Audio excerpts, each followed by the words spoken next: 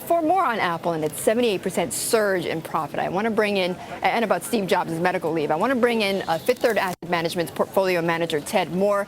Fifth Third currently manages about 365,000 shares of Apple, which have gone just up and up and up. Ted, yesterday, with the report coming in so good, do you think that that has delayed the questions on Steve Jobs, at least for now? That's an interesting way to put it. It certainly has some offset, and you wonder if the fact that they really guided above consensus for the first time in a long time on both the top line and the earnings line, if that's meant as an offset to the concerns over Steve Jobs. It seems that the stock price ended roughly where it started between the two events. So if that was the strategy, then it worked. Well, did it answer your questions? Did their conference call answer the questions that you needed about Steve Jobs and about where the company's headed? Well, you know, I don't think they really addressed Steve Jobs.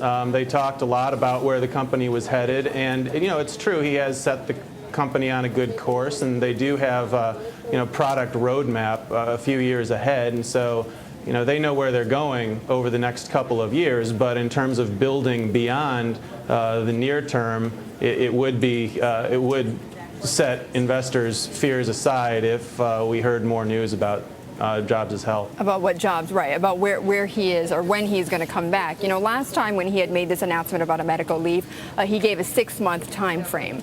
Ted, is that about how long that investors might want to wait until they start raising some really serious questions about Jobs? I think that's about the leeway. I mean, certainly people have concerns now, and partly because of the fact, as you point out, that they didn't give a timetable for his return. But yeah, that's about where I would start wanting to hear some news, and I think there will be more vocal investors wanting to know. But at the same time, it raises really interesting questions about the right to privacy versus investors' rights and disclosure. Right, but as an investor, though, does that really matter to you? Yeah, it does matter. I mean, you know, Tim Cook has done a very capable job running the company in Steve Jobs' 2 prior leaves of absence. And, you know, he is the COO. That's presumably what he's there to do, is run the company day to day. In terms of strategic vision, we hope that there's someone at Apple that can carry it on. I mean, you know, someday. But Ted, but would you be happy if, let's say, tomorrow Apple said Tim Cook is going to be our CEO from now on?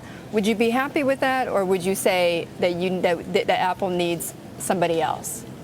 Well, I think he'd be a fine choice, but I don't know that, and this is not an indictment of anyone at Apple, but you know, I don't know that there's anyone in the world who brings to the table what Steve Jobs does. He's a truly unique individual.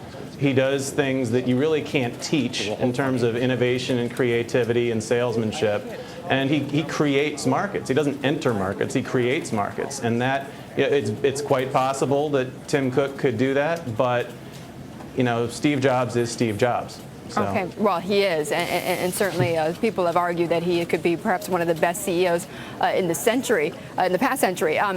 Okay, so then with your shares, Ted, what would be the catalyst that you might take some off the table with your investment? Well, an investor holding Apple would consider taking money off the table, you know, potentially if they had similar concerns and they were convinced that that the replacement wouldn't be able to sustain the same level. Or if you saw, you know, significant deterioration of momentum, which you're in terms of the business, which you're certainly not seeing. If anything, they're just penetrating the enterprise on the iPad and the iPhone. Right. And you know, they capture value along they do the hardware and the software, and they even design chips. They really have the potential to be the most valuable tech company ever. As opposed to just now. Yes. Ted, thank you. I appreciate it. Always good to talk with you. Ted Moore of Fifth Third Asset Management.